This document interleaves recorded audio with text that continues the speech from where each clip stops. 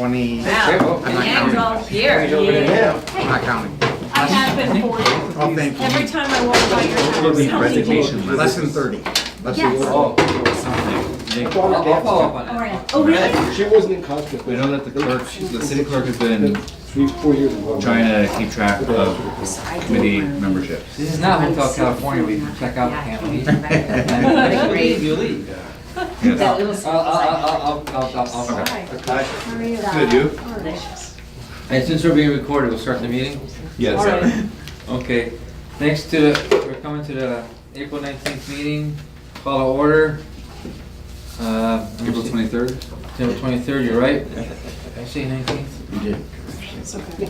Okay, we have minutes from Gwen, anybody have any corrections? A motion to A approve? motion to approve. Second. Hooray. Very good. Any public speak? Nope. So Jeff needs to leave on the earlier side, so if you want to hit anything now, then if you don't have anything, that's fine too, but if you want to hit anything, go ahead. I will just say that the downtown planning grant is starting to take shape.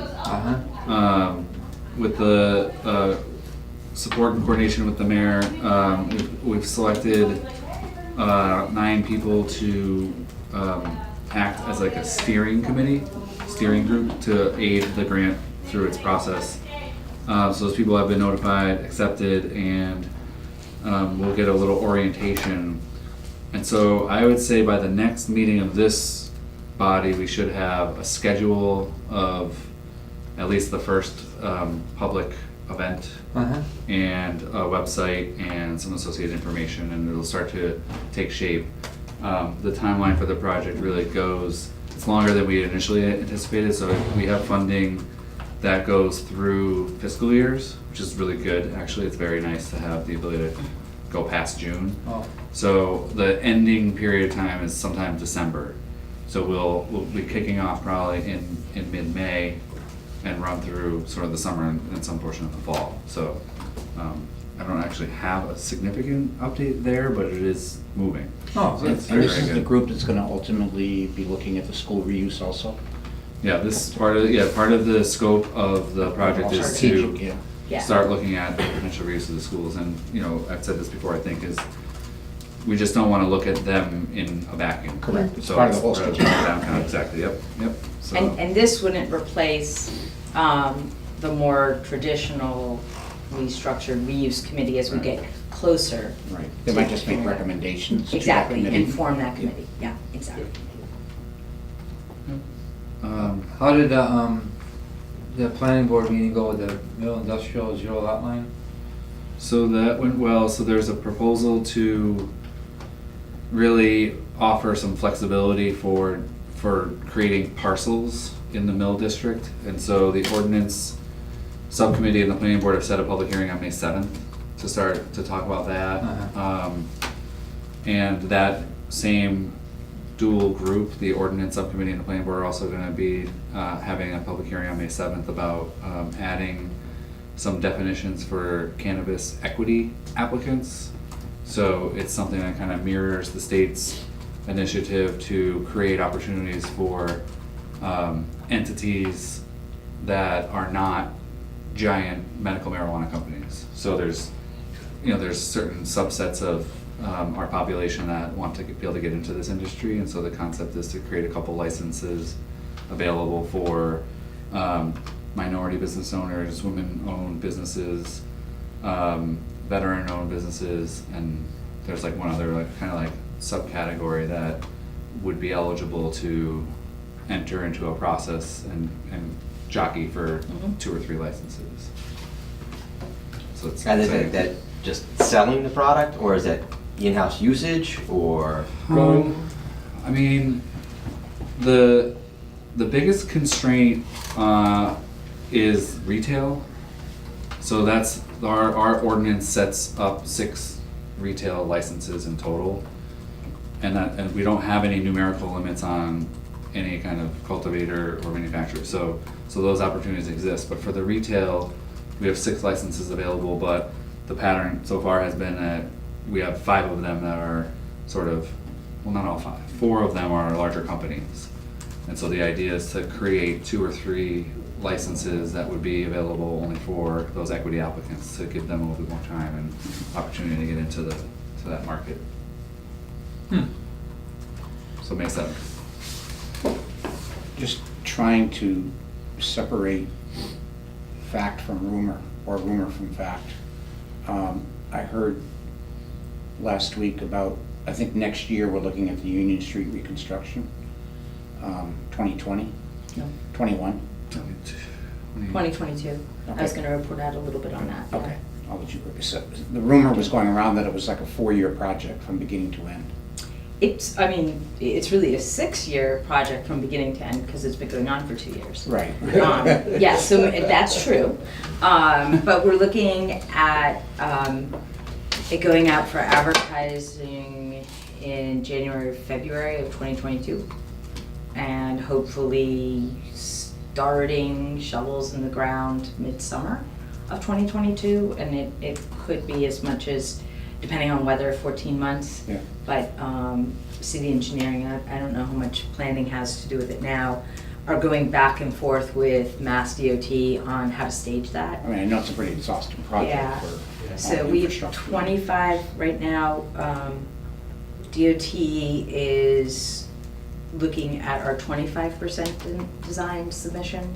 They get back with comments, and then we do kind of a business meeting, a public hearing, because we'll have a little more information. We go to actually, I'm sorry, we'll maybe do one information meeting, submit 75%, and then have several public meetings. I should have a timeline shortly. So the 14 months is after the shovel's in the ground? So the 4 years we're hearing about is really all the So design the and all whole, that stuff? yeah. I mean, and there are some, I mean, Holyoke has a tip project that's 16 years old, that's been in design, and they're just putting shovels in the ground. It's a very onerous process, so, yeah, Metropolitan Planning organization, the one that prioritizes, I was able to get on their board and get a vote to kind of hold our ground.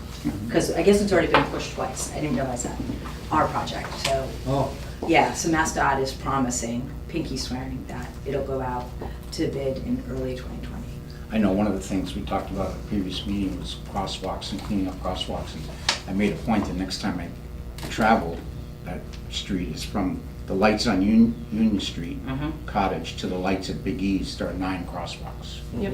9 crosswalks on that stretch of road. Yeah. That seems a bit excessive.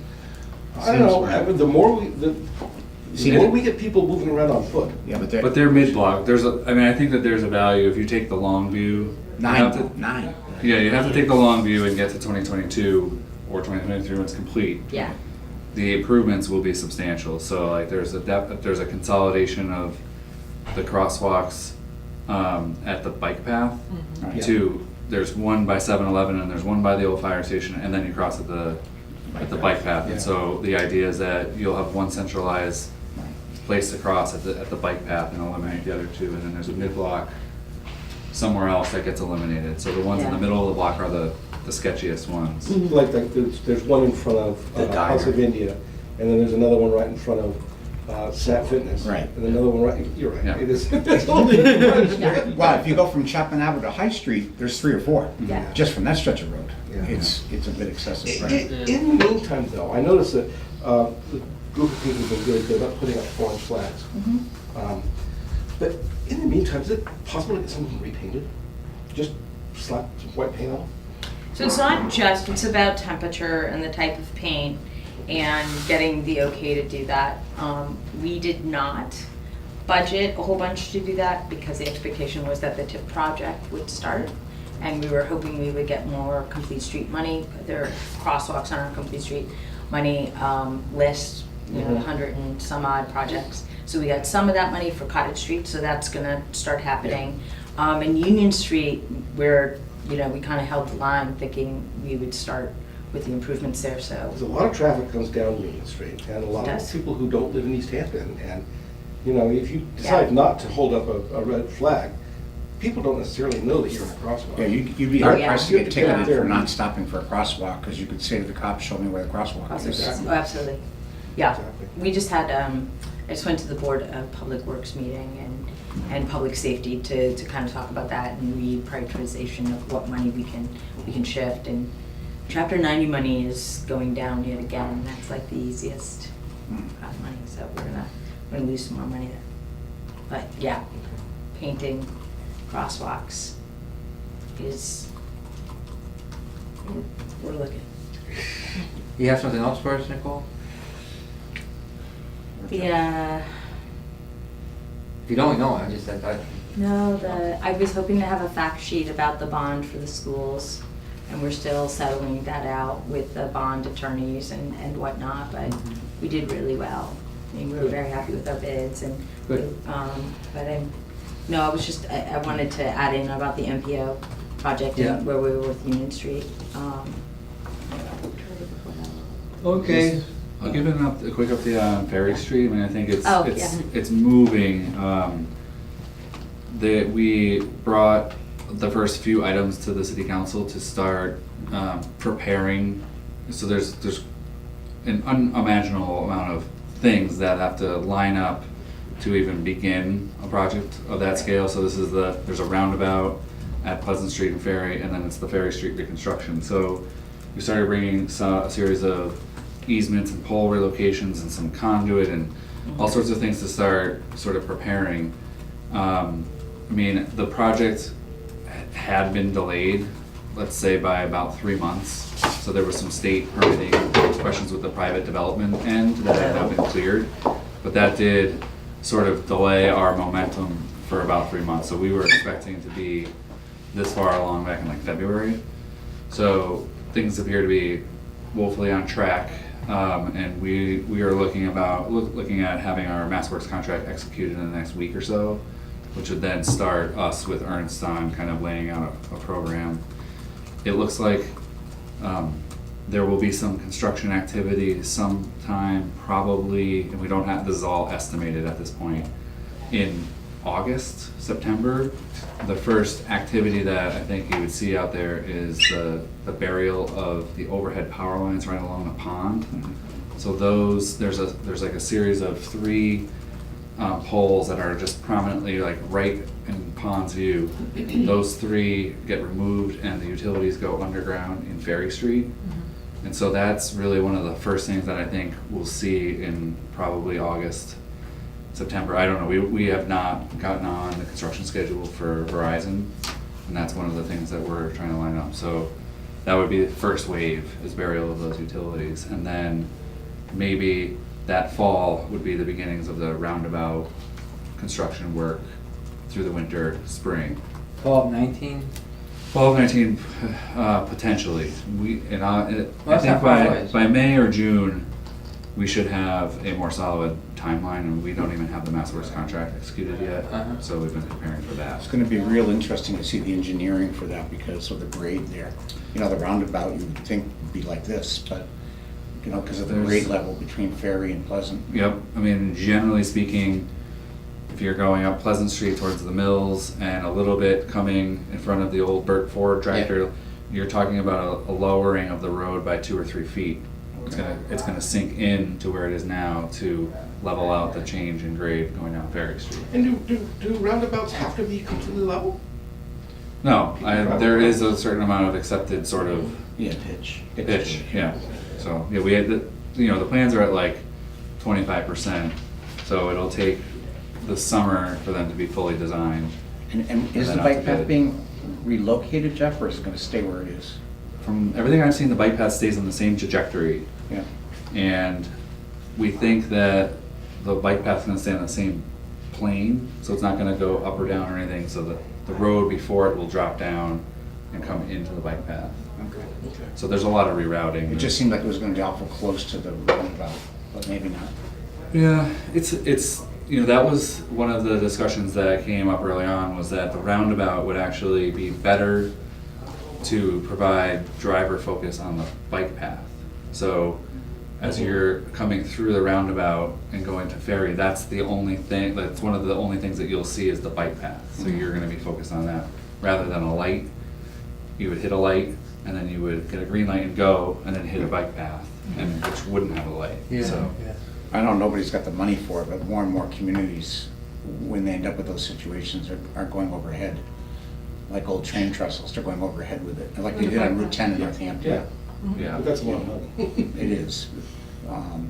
Yeah, it's definitely not, and it won't be in the scope of this one. Do you have to take some land from eminent domain to get the roundabout in? No, the way it's been drafted now is that the right of way is big. It is. The way it kind of turns into Ferry Street on both sides, so it's called a mini roundabout. Round a bit. Yeah, round a bit. It's suitable for the larger trucks. So as we get into, I think, May and especially June, we'll be able to lay out a more specific timeline. Cool. I don't know if anybody noticed, but this agenda was the same agenda as last time. Good enough. You did? Consistency. Yeah, well, Consistency. I like the it- efficiency. yeah, but no, is, so I mentioned that for, 2 reasons. I think these things are fine, but I think we're at a little point now, we need to add something, or, we need a little bit of, Mhm. other than our residential zoning, everything else is kind of moving along. Well, we talked about that, just for sake of consolidation, that ECA report being part of Jeff's report, I think. Yeah, So yeah. wouldn't- Yeah. And I think, I thought we said something about number 8, where elementary school reuse would Right. potentially dovetail into the school. Yeah, Although the school building committee's not gonna have anything to report on, maybe that's under Jeff too, I don't know, well, as far as I reporting mean, on it. one of the things I can observe quick in terms of the elementary school reuse is it could potentially be valuable to have a placeholder or a different item, which was like the downtown planning grant. So both Mo and Chris, right, are going to be participating in that as part of the steering committee. So, part of the idea is that instead of me talking so much, the two of you guys could report out on progress as we go over the So next couple downtown months. planning grant Yeah. instead of school Because reuse. it'll be something over the next like 8 months, there'll be sort of monthly updates. well, that's cool, so Jeff and Mo, or, Chris. Chris, I'm sorry. That's cool, okay. What I wasn't meaning so much is, I guess I said it wrong. We need new stuff. Yeah, exactly. Just in order to maintain our relevance. So, Careful what you ask for now. I know. And well, along with that, Jeff says I have to formalize it, but Aaron is, I sent the email out, no longer with us. And Sarah has moved to Hatfield. She just had a baby recently. Oh. And moved to Hatfield. I just learned that right before I came here. And so anyway, we're down 2 members. I'll formalize that. Jeff says I have to try to get Letter their. of resignation or something? Yeah, letter of Yeah, resignation and. I'll pursue yeah. that. Okay. And but in any event, we still, I guess, we're all recruiters, I guess. Yeah. Yeah, right. So, find 2 additional members. And that being said, I'd like to step down as chairperson mid to late summer. Just I bought a house in Tennessee, and I'm more distracted than I thought I would be. That's all. I don't want to leave the committee, but also I think it's what I've observed in general recently. When this committee was formed in the early mid-90s, it was a different era, but it was the committee members were all kind of like I don't want to say familiar faces, but they were known quantities, and just a different approach. But now that the city's changed, and we have a lot of new people in the city that don't have any baggage. They come to the table with competence. And baggage is the cynical way of saying it, but our history, or didn't go to school together or whatever. This and that. Preconceived notions. Yeah, all that stuff. And Preconceived notion. I just, well, I remember about I don't know, 10 or 12 years ago, we the EDIC and some people, we took a ride down with Mayor Toznik to meet with Mitt Romney. What had happened there was. During the election, during the governor election of like 2002, I forget what year, but the year Shannon O'Brien ran against Mitt Romney, they were doing where is it? The Urban River Visions was being done. Yeah. And that was a whole statewide initiative too. They had seminars. I did a seven-part seminar or something. And then anyway, if Shannon had won, there was going to be a direct benefit to the city in the future. Mitt Romney won, and it got kind of dropped for a little bit. But then he decided to run for president, and all of a sudden we got a Smart Growth Award. So he called us down. So we went down on somebody, you know, Dan Rist, and I don't know if you went, and then and we went down on a van, and so we went down there, and John Skybeck was there, and Will Bundy went. And anyway, on the way back, he says, "I just can't get over how much you guys know each other. You know this, you know that. You have a common history." And that was just typical of that time. Now we have, you know, Chris and Gwen and Paul, and people just coming to the table without, I grew up on Hendrick Street, you know, none of that stuff. No, I'm a newcomer too. that's right, you know, but so anyway, I think that's one reason why I want to step away. I think there's a lot more, From step away as chair, not from the group. yeah, but I think it's time, you know, with the school building committee, I've noticed that, you know, the project started, and since then, a new mayor, a new superintendent, and I think one or two other bodies. And to be honest with you, not only is it seamless, it seems to be working better. No, it's because people are bringing confidence to it. Does it have to be an Easthampton resident or an Easthampton business, not saying person, but? I mean, there's a few committees it needs to be a resident. There are folks who are on, like our chair of public health for a while. Is it a requirement for this? I think, well, I did this research for the Council on Aging because we have 2 open seats. Oh, that's right, yeah. And I came in and looked at the bylaws with Barbara, and I don't know if it was specific to that organization or not, but it definitely said you have to be an Easthampton resident and voter. Oh, an Easthampton voter. Yeah. Well, For COA. Yeah. Now, Yeah. I don't know if it was specific though, Nicole, to COA, or if that was a general bylaw for any board, I don't know. because I'm thinking of someone who has a business in Southampton. And, you know, Board of Health legally had, or recently, their chair was from Westfield because of her expertise and knowledge of the city. Yeah. well, can we find out about this? Yeah. In terms of our Oh, yeah. recruiting? Yeah. Is I that my job to do? would check with Barbara. whoever I'll check wants with to. Barbara. Yeah. You will? Yeah. I did it with the COA, and there was definitely a residency clause in there. Yeah, like the Community Relations Committee has residency. Yeah. I want to say planning does, Planning board does. does, Yeah. zoning, Yeah. yeah, so maybe it's a. And then it's okay if I send an email out to the group with the results of that, right? Sure. Yes. Okay. Sometimes people don't reply all. Yeah. We don't reply all, right? Or we don't Copy say, Barbara. or we Or don't we say should we're all. reply all. We should not. We should not, okay. Send out informational only, copy Barbara and everybody on the committee, and no one should reply to you all. Okay, yeah. So, the only thing I have, you know, is, you know, it's okay to be doing well, so to speak, but in order to stay relevant, we have to keep doing something. So, we can keep pushing our downtown business zoning Yeah. initiative. That's one thing we can push. Yeah, and I think, I mean, Because I don't just want like- to have to get an amendment and push it and go around you now. Yeah. Oh, my God. Well, It's getting real. that's fair. I mean, in terms of, I mean, I do think that if you look That's at. just for example. If you look at whatever anyone says. I think if you look at the Well- downtown planning initiative and that project. Once that starts to roll, It's gonna roll and it's gonna produce some stuff. a series of action items. And Okay. it's gonna create, I think it's Yeah. gonna create a couple projects that would be very suitable for this group to Yeah. take on and move forward. I mean, again, because with the downtown, it's gonna be a series of next steps that will have to be shepherded. Well, that's great, So- and so, that's fine. group. And you know, and you know how life and work is, it's feast or famine. I just, when it's a famine, I don't want us to lose Momentum. momentum or interest, that's all. Or relevance. You know, Ah, you if won't we have, lose momentum. Mo. I just, what was that, Dave, on the downtown? the little hurry scurry thing. Yeah.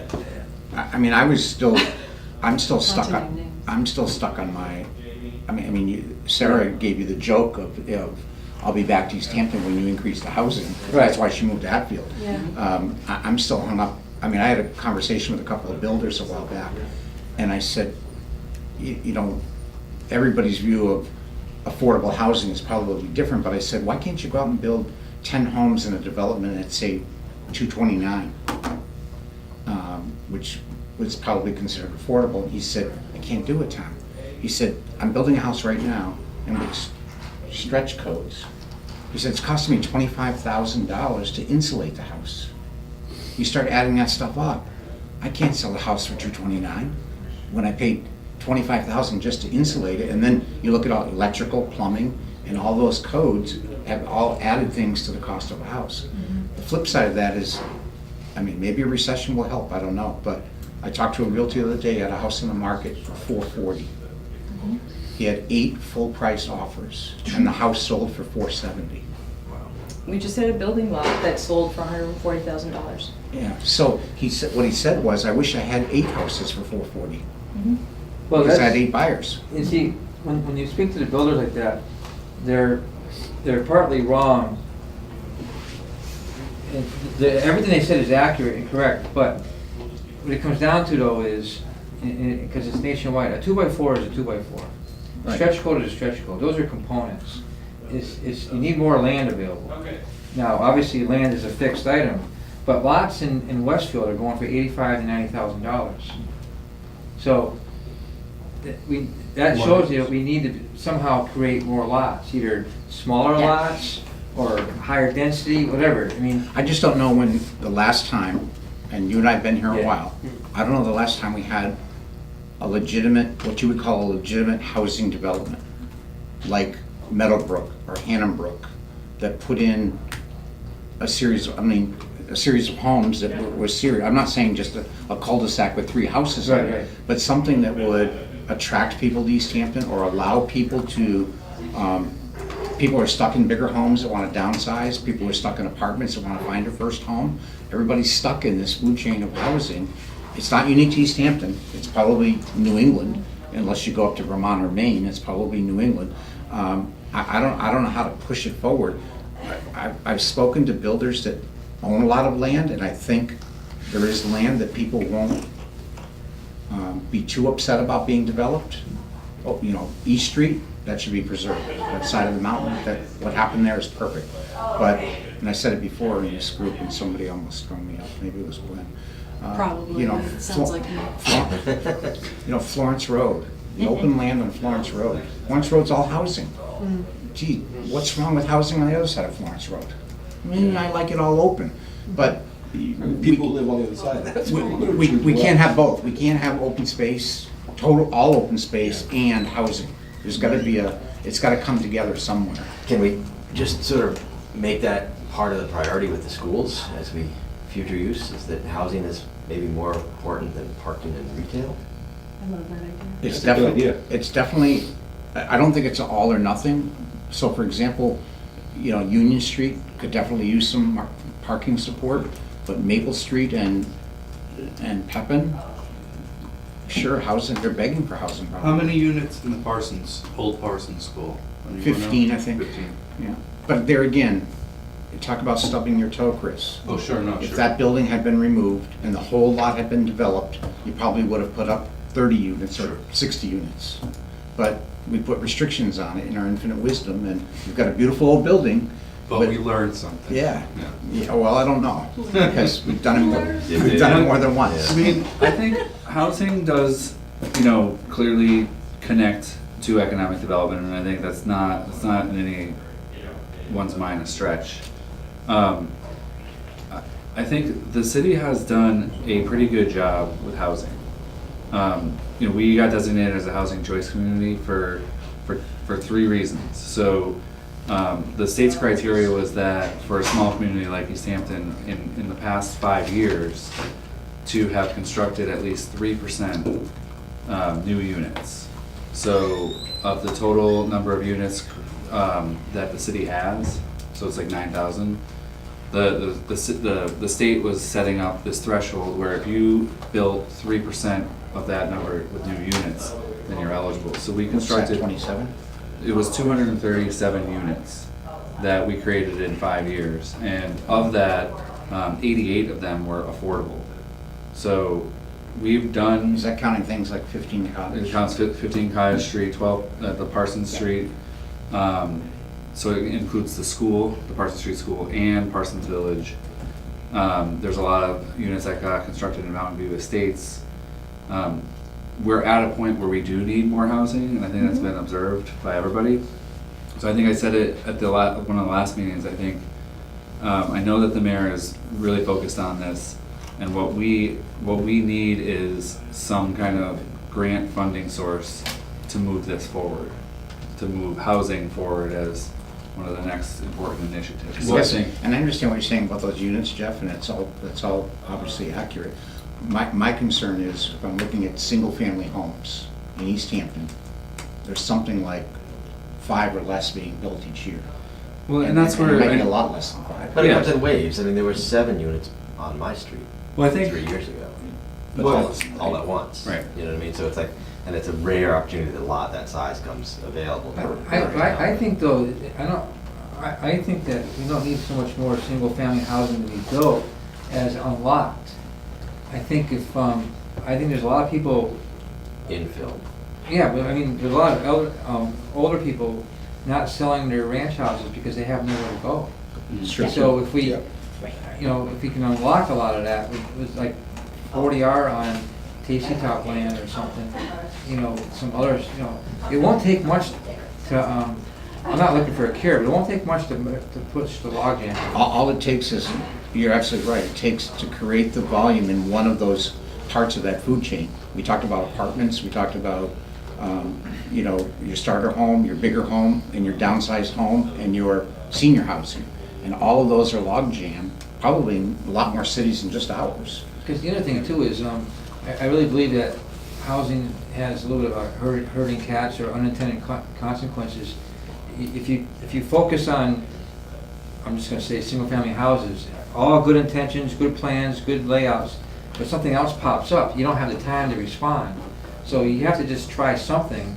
Right. And like you said, you use the term food chain, and then the cycle of this. And my only fear is the economy's gonna catch up with us here. June of this year, we passed through the longest economic recovery since World War II.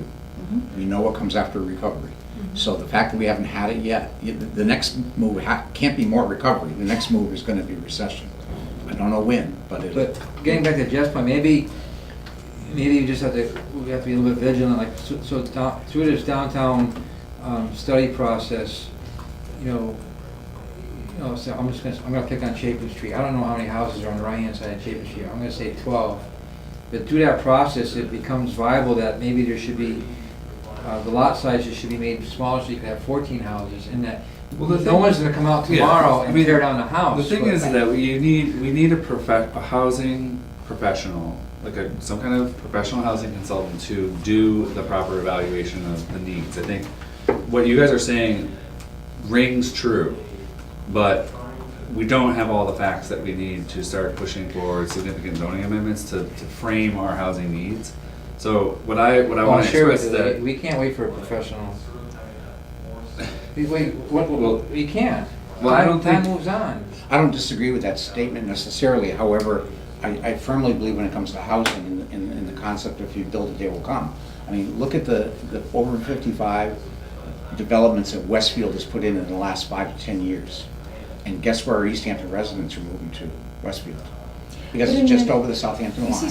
so my concern is that right now in the chute, per se, there are between 80 and 120 housing units coming on the Easthampton, including some condominiums and affordable and market rate units that are coming on the market before 2023, and in Cottage Street and on One Ferry. And so without really taking a look, so my concern about the recession is, you know, I'm not an economist, but they're always wrong, so I guess I will put it out there. I don't think there will be, I think the recessions that we've known in the past will change, and they'll be different on Main Street and on cities, and what we'll see is recessionary behavior that's related to full employment, and also folks applying for, you know, those who are retiring, accessing certain, you know, But to Dave's point benefits. about the senior, so the elderly couple living next to me is more than likely not gonna move into One Ferry Street. But they might move on to Cottage Street with a 100% ADA accessible unit. But we've also talked about this, where even if you create this, over 55 elderly assisted living zoning, and if you get more Lathrop community, there might be certain people who are looking for that, but it might not be in the financial realm of the people in their single family ranch. I hear everything, and I think we just are kind of shooting into the dark with guessing. I think maybe we can verify what we think we need, but how to get that, encourage that, and get zoning that will get passed. And I think we need assistance. So your planning department, I do believe that we're launching all these projects, and we have a lot of things that are just about to take off the ground enough that there can be some renewed focus on housing, and I think that's a very important initiative. I'll be Switzerland, I agree with both of you. But I just don't want to get bogged down in a 5-year study while everybody's developing around us and our residents. I mean, we've got former city councilors doing commercials for developments in Westfield because that's where they moved to. Yeah, but Westfield has more land available, so I think I just don't think comparing us to Westfield is an apples to apples comparison. No, you're right, you're absolutely right, but we still have to. There's some element of that, that's true, but I just don't think it's a straight. Well, I look around, I see. But Westfield will always have more land than us. It will never have less land than us. It'll always have. Well, Westfield has an exit of the Mass Pike. We don't have an exit of the Mass Pike. All those things it will always have, so we have to figure out how we can handle our backyard. So unappealing to the process of, as Jeff suggested, we've already been talking about this for at least a year, yeah? All right, so there's 1 year. Yeah. So we can go on and on and on and talk about it for another 4 years, whereas if we have a plan and we're working with a consultant who has that, I guess they're the expert. So I'm going to be a little bit cynical here. So the expert comes back with a plan and says, Or recommendation. recommendation is you need more single-family homes, you need senior housing. I'm not saying it's going to confirm that, but then how do you incentivize the people who do have the land to go ahead and do that development? No, because Well, you have that I already. agree with you, have 100%. that I just don't think we need to spend a lot of time on confirming that we need that. I think we need help with How do we get to where we identifying wanna some be? suitable locations and the proper tools, the actual zoning tools that we need To get with it assistance to get it through city council. Well, And I think and your comment about Chapin Street and reducing the lot sizes, that sounds good, but to actually propose that to city council and have people to come up with the I why. understand. Why is it 1,400 square foot lots? What is it about that? We need a little bit of help with kind of showing some build-out analysis of certain areas. I think we just need a little bit of assistance to I'm good with that. jumpstart that. All of my initiatives are that the downtown planning grant is specific to downtown. It's going to get the gears rolling, and we're going to start laying out the next 10 years for downtown. With Pascalina's help under ECA, she's shepherding an arts visioning workshop for the next 10 years. Yeah. We just finished a trails sort of visioning to try to help us get some pedestrian access to the school. So I think those, and Ferry Street is huge. We are just kind of about to lift those off, and I think housing is the next one. Well, that will that- follow that same model. So And I truth be think, told, this has been on our list for Right. at least a year. right. And when you compare that to what we've accomplished, having that be on our list, it's kind of. Well, yeah, lopsided. and that's good, and I don't mean to be, a hard boy about this, but I guess, I just wanna be relevant as a committee, and I wanna be helping that, I don't, So the sometimes you have to question is wait, what? Yeah. What can we think as a group, or can you think? Do you know? Have you had experience with soliciting this kind of help? What can we do as a group, as individuals, with the skill sets or the time and energy that we have to be supportive of that work? That's the question, right? Yeah, Well, I yeah. think what I hear from Jeff is that all of these other projects and all of these other initiatives are about to take off, but they need to launch in order for us to step Right. back and then assess and then take action. But if it is in fact, as you say, it's somewhere on the list, it's not on the list, it's further down, is there preparatory foundational thinking or research or something like identifying funding sources? If we needed professional support identifying zoning tools, what groundwork can be laid by this group? It's a good question, and I think it's not an easy one to answer. I mean, I think there are limited funding sources available, especially Sure. within Massachusetts. Kind of, there's a couple pots of money. The Community Compact Cabinet is one that, you know, I've been waiting for them to release their next round. There have been communities that have used that funding, so I think $40,000 range, to do a housing market study. And I think that is something that I think we need as the foundation to move this conversation solidly forward. I mean, I think what you've provided, I think, is important, and I think it's been repeated, but we need to have sort of that verifiable sort of the professional based foundation to, because we're gonna get, this is not gonna necessarily be something that everyone like wants to hear about more housing in certain areas. So I think you have to have that foundation moving forward. And So- that process is on your radar screen, you're saying? Yes, I mean, that's my next, It's sort of- our next we've big talked a lot, initiative. yeah. And when you're talking about inviting developers in and working with them, whether they already own the land or not, I mean, the reality with building cost and the cost of a 2x4 is the cost of a 2x4. But if we have the feasibility study, we have the housing plan, very likely there's money out there that we can get that doesn't underwrite, but I can take the edge off of a developer's project and say, look, if you have X, Y, or Z, ADA accessibility or over 55 or workforce initiative or whatnot, we can give you money per unit. I mean, we did that at 15 Cottage. I think we're gonna end up doing another development just to get the shovels in the ground and make it a go. Certainly it's in play for One Ferry, East Street, the Authors condo, that was like a mini 40B, right? And it can leverage a wider variety. I mean, I think that the housing market is going to slow down, and I think it behooves Easthampton to follow the housing trend and that seems to be a little more recession-proof right now, which is mixed-use development. And when you talk about Tasty Top, it would be wonderful to see a cross-generational mixed-use development in Tasty Top. I think it's very well suited, and we've been, pushing that out to developers. I mean, I talk to that realtor on a regular basis to say, where are you and what are you thinking? And we've gotten some soft inquiries about what would be acceptable, to the city and what they could get behind. And that would lead me to the other is, as far as something to be, to do with this group, like showing up at those zoning meetings or on city council and saying this is really important, and it sounds kind of weird to have, 0 lot lines or whatnot, to have somebody on this group, give testimony and say, actually, this is why it makes sense, and this is why, as a member of EDIC, it makes One Ferry Street, exciting, or, I've seen this done correctly. I mean, so, and even if it's a letter or an email from Tennessee, David. Yeah, I think to Gwen's point about, I think that's where we can help the best, because trying to dive in and help, you used 2 words that scared the hell out of me, which is skill set. I mean, we don't have the skill set to sit down or go in and help Jeff or Jamie put this stuff together.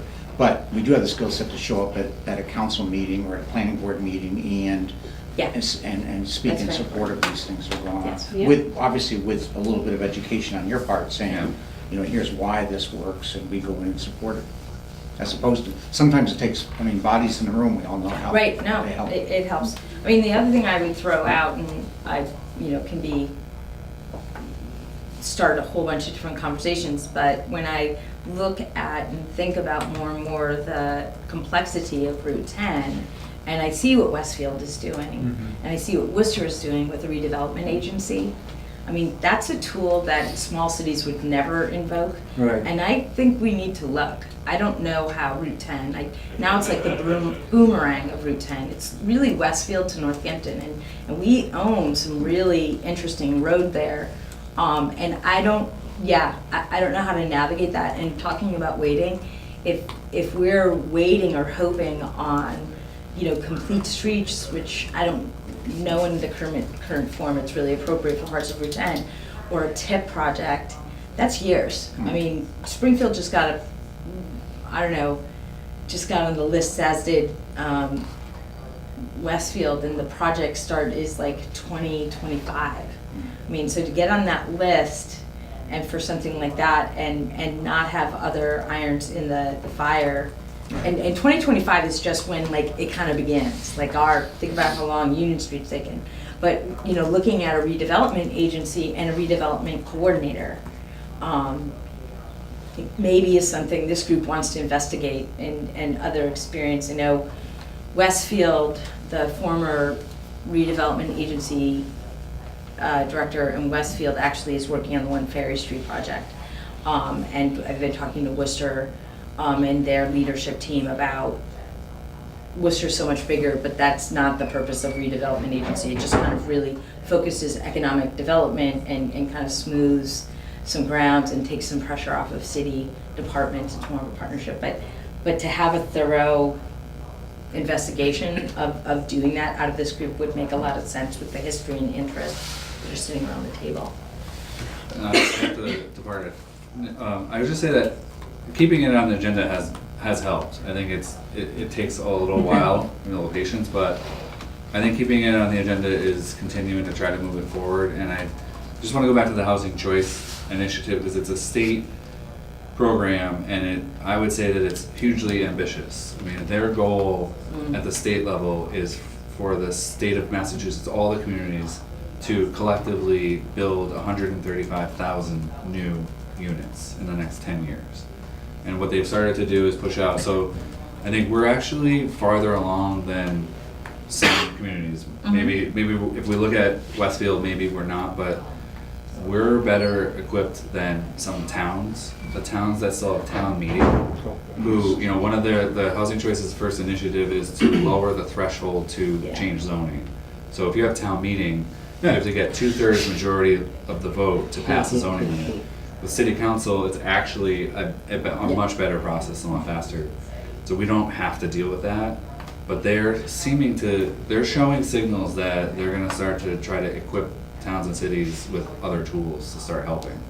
And so, like, I have a keen eye on trying to find a funding source that will jumpstart this the way that it would really need to be jumpstarted. And so I'm pretty confident that in the next couple months, they should be releasing some new information that would hopefully be really helping us initiate this discussion like in a much more robust way. So. And if we've learned nothing else around economic development in the last 2 years is if you don't, and it's frustrating for me, if you don't do the feasibility plan, like with MVP, that second round of like really helpful money, it doesn't happen.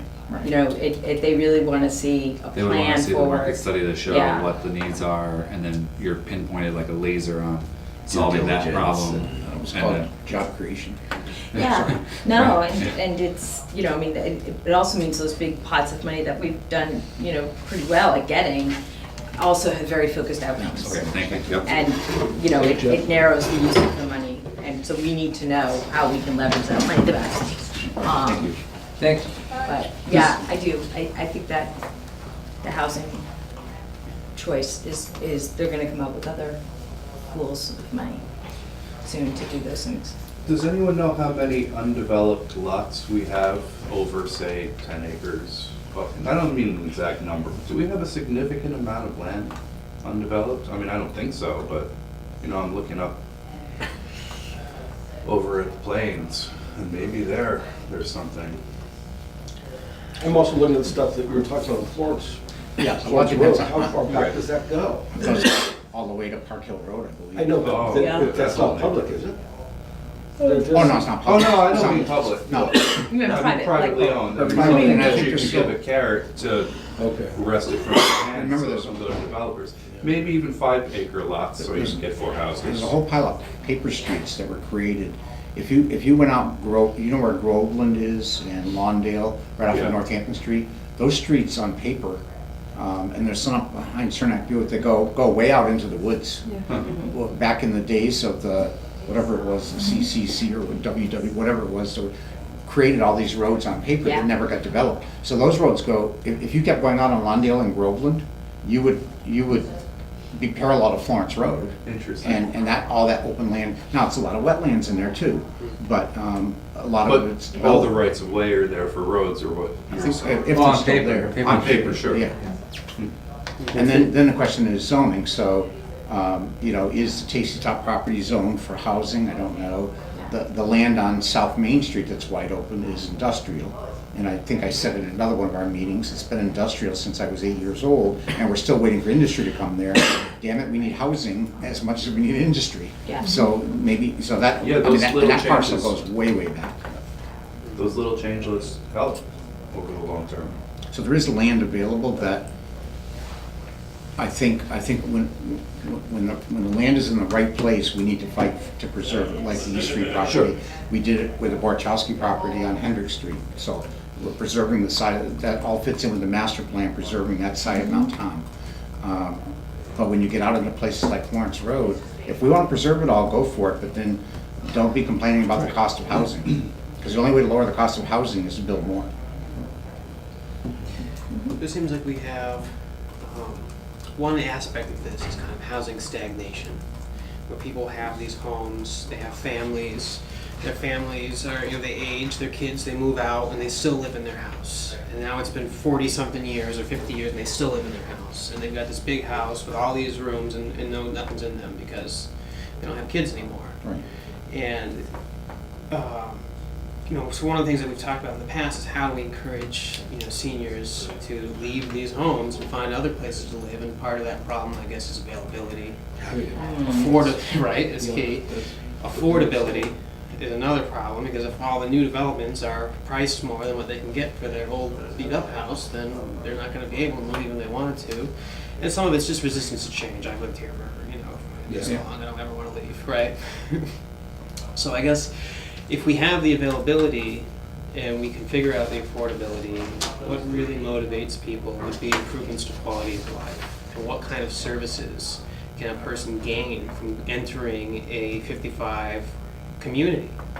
You know, will they have better access to, you know, whatever amenities will make their lives more comfortable as an older person? And what can we do to kind of, you know, push into that direction? Because I think getting the and, you know, kind of solving part of that stagnation problem is huge, because the houses that are affordable for families are the houses that are currently inhabited. They're not the houses that haven't been built yet. No, that's. Yeah, that's interesting, and as you were saying that, I started thinking, there's no better time that I know of to sell than now. And if these people aren't selling now, then I don't know if there's really much that can be done to get them to move, period. Yeah, most Just a people little will trouble. sell, for a lot of older folks I know, their next stop is nursing care. They're not gonna leave until, they're gonna get dragged out of their house. That's Yeah. just the way it is, and that's okay. Yeah, Nobody's it's gonna fault probably paid that. off. Oh, gosh, yeah. Who wants to move? Right, right. But those who make that conscious decision, so I did it at 60 years old, you know, downsized from a 5-bedroom Cape to, you know, 3-bedroom, 1 floor, 16 steps from my recliner to my bed. So the point is, if you have that opportunity, you downsize. You make that choice to downsize, because you're not going kicking and screaming, but you made that conscious decision. If there were 50 houses available in Easthampton that fit that model of 1 floor, you know, not a lot of space to take care of inside or out, you'd sell those 50 houses in a week or two. And everything would churn. And it would all churn because people make that conscious It's decision. interesting how many of those people, a lot of them probably fall into that category of baby boomers. And Oh, yeah. there's a lot of them, so, you know, pretty soon, a lot of them will start to die off. Yeah. Yeah. Happy thought. Yeah. I like, Happy Tuesday. hey, you thought recession was depressing? That's Or Wow. or to move into that. At least I can live through a depression, Josh. Oh, I don't really, yeah, wow. That being said, is there anything else for the good? Well, will the committee take a serious look at a redevelopment agency? Yes. Oh, certainly. Yeah. Everyone Okay. down, yeah. I want to check Oh, this out. what cities have had good ones that you would recommend? Westfield, I mean, of recent, Westfield's really kind of leveraged it well, and I certainly can, you know, put you in touch or somebody in touch with Jeff Daly, who started Westfield. Worcester, I mean, which is, you have to let go of the scale of economy, but they've done a really great job and used a lot of tools that that we've used here as far as diffs and opportunity zones. I mean, the housing in that baseball stadium wouldn't have happened without a diff and opportunity zone, and Worcester's coming back big time, I know, it's, coming back big time. yeah. Well, and And they got a lot of the same money that we did, just on a smaller. Holyoke had one for a very specific, I don't know, is it yield? Like it has Mike Moriarty ran it, and it does, it helped a lot in the lower canals. I don't know how, I could call Mike and see where he is. Do these committees focus on pulling grant money in, or do they study what needs to be done and then push it to the other right committees or city council? They're quasi-independent. They look at taking land, they look at barriers to development. They, make sure, they keep kind of a more active inventory about what is actually developable. Okay, You so know. they would. They might look do at that, zoning. yeah. They I do mean, the I would, research. yeah, I'm very focused on a redevelopment agency as a possibility because of Route 10. I just don't know what city department could take on something. It's beyond a grant, to figure out what happens next there, but it's not as big as like a master plan. I think, we're in the running to get some technical assistance to just help a little bit with it, to figure out, what's next. And the redevelopment, when I talk to other mayors with challenging stretches of land, the redevelopment agency was very helpful. so this sounds to you like this might be a good little focus for us while other things are still Yeah. getting ramped up. Yeah, and we will need a lot of support in city council and planning and ordinance, and a little bit in zoning for folks to hear like, yes, this is very new, or if seems fast, but like we need to move on, like the one Ferry Street and the easements, we kind of, made that case really quickly because Verizon and Eversource actually had an opening and said, hey, we can do this, we'll put you on the schedule right now Oh. if you can get us before council. And we were able to do it in 4-week turnaround, so and Salem Derby was really good about saying, this isn't just a one-time we hear this. There'll be tons of little requests like this that are all very important and can hold up the project. And some of those will make a lot of questioning on the council. So to have folks from this group just go, even if it's writing a letter Yeah. or show up and just give a quick, look, this is super important, or I think there'll be some easements that we would really prefer that keeps the bike path around One Ferry Street a little more accessible rather than waiting down the line to get an easement, and being able to take advantage of those opportunities. Or the DIF district, we're working very hard to get the development plan together for we created the DIF district, and now it has to have a development plan. So we're, working with the developer and Mass Housing and Mass Development and MassWorks as much as we can to get that development plan. And it's going to be a plan like no one has ever seen in Easthampton. It's super complicated. I mean, and what that looks like and why we would want to do that. I mean, it's a big. Good. Good. The only thing, Josh, how are you for meetings with your new schedule? Well, I made it here by 4. So do you want to stay? 'Cause we can go to. I was thinking we can go to 4:15. No, I think 4 is fine. Okay. Yeah. And I'll just Yeah. we can be flexible. Thank you. Yeah. I did just hear back from Barbara. I sent her a surreptitious email. She says she's not seeing any resident requirements. The admin codes, which changed the number of members, had no other requirements. Okay. So I think it would be according to the MGL. What is the MGL? Massachusetts legislative.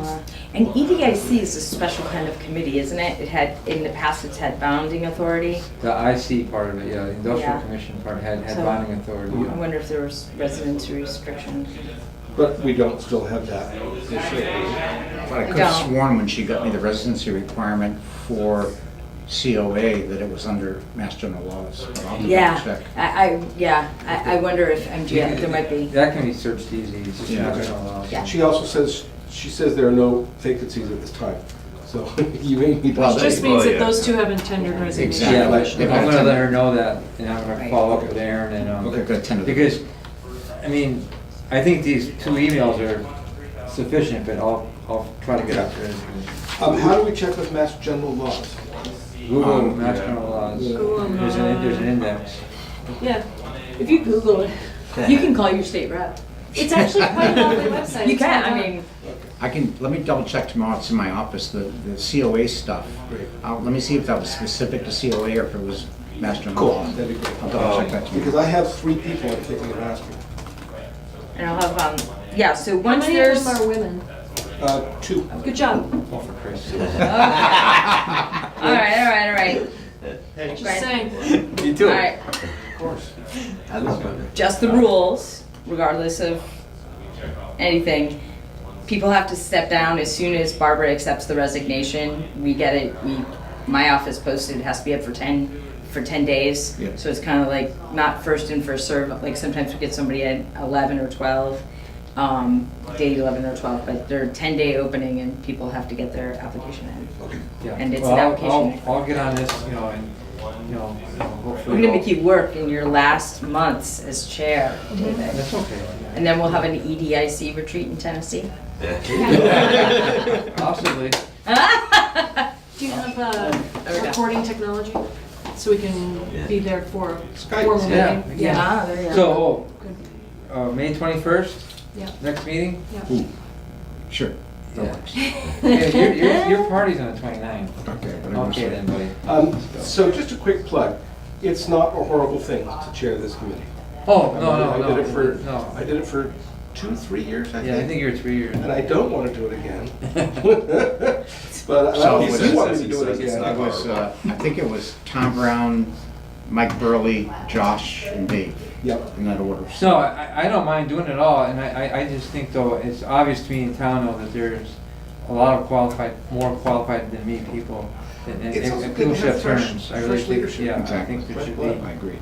It's not like, I don't want to be territorial on it by any means. So what is your proposed, how do we Ending? choose a chair?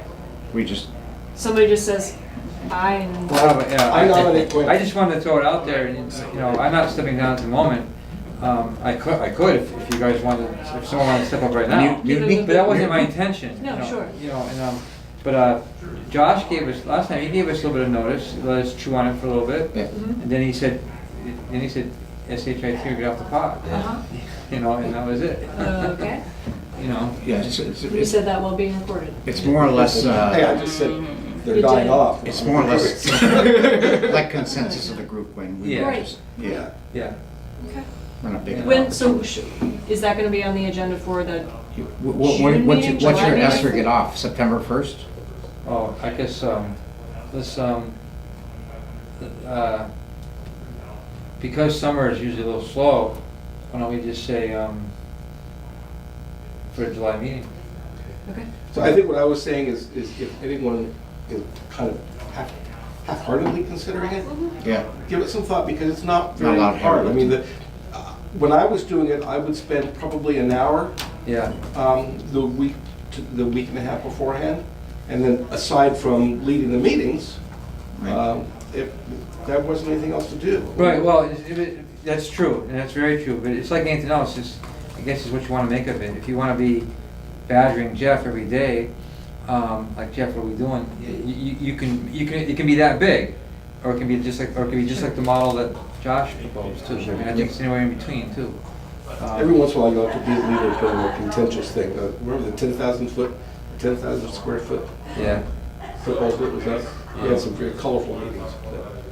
So, But that's fine. accept a motion to adjourn, I motion to adjourn. Second. and someone show up at the board. Thank you. Thank Good, you. good. Nicole, I need you on my way out the door. You need me? What? Yes, Okay. on my way out the door, I'm yours. Oh, no, I was like, I'm not leaving. Thank you very much. Thanks, Thank David. you very much. April 1st. Oh, I just had to, yeah. I apologize, Can I tell this here? I hate, No, I need to go over you, but. Mo, do you have one of these in your? Oh, here it is, I got I do not.